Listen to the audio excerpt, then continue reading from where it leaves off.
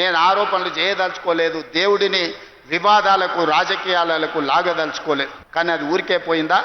యాదగిరిగుట్ట లక్ష్మీ నరసింహస్వామి దగ్గర జరిగిన అపచారానికి మూల్యం చెల్లించలేదా? మన ప్రభుత్వం ఏర్పడ్డ నాడే బొక్కవోర్ల పడి మక్కెళ్ళి ఇరగలేదా? మీకు తెలియదా? చేసిన పాపాలు ఎక్కడికి పోవు, మన ఎంబడే వస్తూనే ఉంటాయి నీడలాక.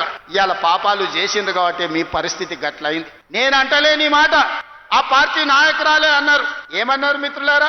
మా పార్టీలో దయ్యాలు చేరినాయి. సొంతింటి బిడ్డ టీఆర్ఎస్ లో ఉన్నోళ్ళు దయ్యాలని చెప్తుంటే సమాధానం చెప్పలేక దయ్యాల నాయకుడు ఫామ్ హౌస్ లో నిద్రపోతుండు. నేను అడుగుతున్నది బీఆర్ఎస్ కాదు, డిఆర్ఎస్. టీఆర్ఎస్ అంటే దయ్యాల రాజ్య సమితి. అది ఇవాళ అది భారత రాష్ట్ర సమితి కాదు, అది దయ్యాల రాజ్య సమితి.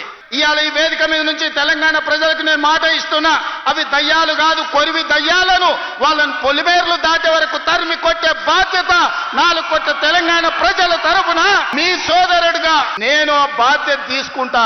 ఖచ్చితంగా ఈ కొరివి దయ్యాలను పొలిమేర్లు దాటే వరకు తరిమి కొట్టాలి.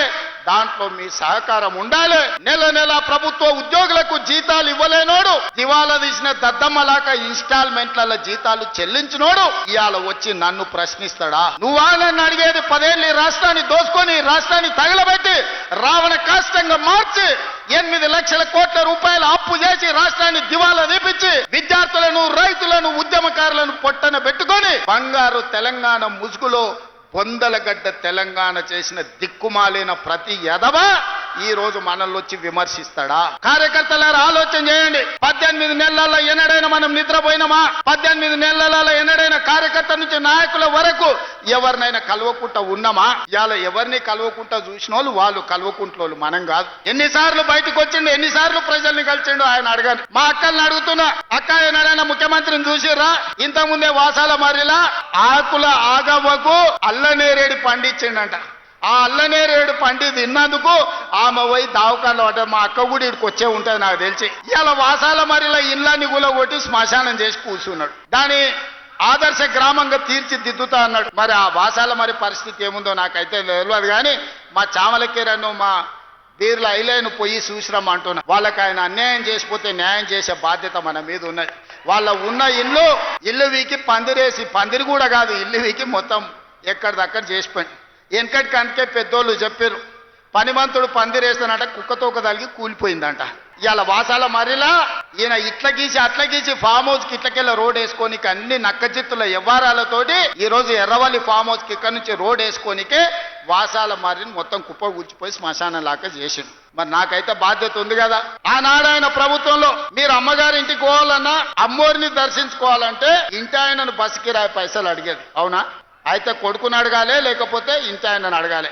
ఎందుకమ్మా ఈ పండుగ ఎందుకు మళ్ళీసారి పోదు అమ్మగారింటికంటే ఊకుండాల్సి వస్తుంది. కడుపులో దుఃఖం ఉన్నా దాచిపెట్టుకొని ఉండేది. కానీ ఇవాళ ఇంటి ఆయన పొలం కాడికి పనికి పోతే అమ్మగారింటికి పోయి చూసి ఒక్క సిల్లి గవ్వ లేకున్నా ఆర్టీసీ బస్సు చెయ్యి చూపితే ఉచితంగా బస్సు ఎక్కుతలేరు. అక్క నిజం చెప్పండి. మా అక్కలు నేను అడుగుతున్నా, మీ తమ్ముడు ముఖ్యమంత్రి అయినాక తెలంగాణ రాష్ట్రంలో మీరు ఎవరైనా ఒక్క పైస పెట్టి టికెట్ కొన్నారా? ఆర్టీసీ బస్సు బాజాబ్తా ఇవాళ మీరు ఉచితంగా ప్రయాణం చేస్తలేరా? మా అక్కల్ని ఒక్కసారి ఆలోచన చేయమంటున్నా. ఇవాళ ఒక్క నోటీస్ ఇస్తేనే ఆయన ఆగమాగం అవుతున్నాడు. నెలల కొద్ది జైళ్ళల్లో గడిపిన మేమేమనుకోవాలి? నువ్వు దేవుడువా? నువ్వు మనిషివే కదా. ఆనాడు ప్రధానమంత్రిగా పనిచేసిన పివి నరసింహారావు ఒక సెషన్స్ మేజిస్ట్రేట్ ముందర పోయి చేతులు కట్టుకొని నిలబడ్డాడు కోర్టు నోటీస్ ఇస్తే. మీకెందుకయ్యా అంత బలుపు? మీరు చేసిన తప్పులకి ఇవాళ కమిషన్ నోటీస్ ఇచ్చింది. జవాబు చెప్పాల్సింది పోయి ఎదురుదాడి మా మీద చేస్తున్నారు. నువ్వు మా మీద దాడి చేసుడు కాదు, ఇది కాళేశ్వరం కమిషనా కాంగ్రెస్ కమిషనా అడుగుడు కాదు. నీ పార్టీలో ఉన్న దయ్యాల గురించి నీ బిడ్డనే చెప్పింది కదా. ఆ దయ్యాలు కొరివి దయ్యాలు ఎవడో తెలంగాణ ప్రజల్ని ఎట్లా పట్టి పీడిస్తుండ్రో ఇవాళ నీ బిడ్డ అడిగిన ప్రశ్నకు సమాధానం చెప్పమని బీఆర్ఎస్ నాయకులను అడుగుతున్నా. ఇప్పటి నుంచి అది దయ్యాల రాజ్య సమితే తప్ప భారత రాష్ట్ర సమితి కాదు. అది దయ్యాల పార్టీ అని మన కార్యకర్తలు ఊరూరాలు చెప్పాలి. ఎవడు కనిపించినా ఒకటే చెప్పారు, అరే దయ్యాలు వచ్చినాయి రా భయాన్ని. వాళ్ళని పేరు పెట్టి పిలువకారు ఎక్కడ కూడా. కనిపిస్తే చాలు దయ్యాలు వస్తున్నాయని ప్రజలకు చెప్పండి. ఎందుకంటే దయ్యాలతో ఉన్న ప్రమాదం తెలంగాణ ప్రజలకు తెలవాల్సిన అవసరం ఉన్నది.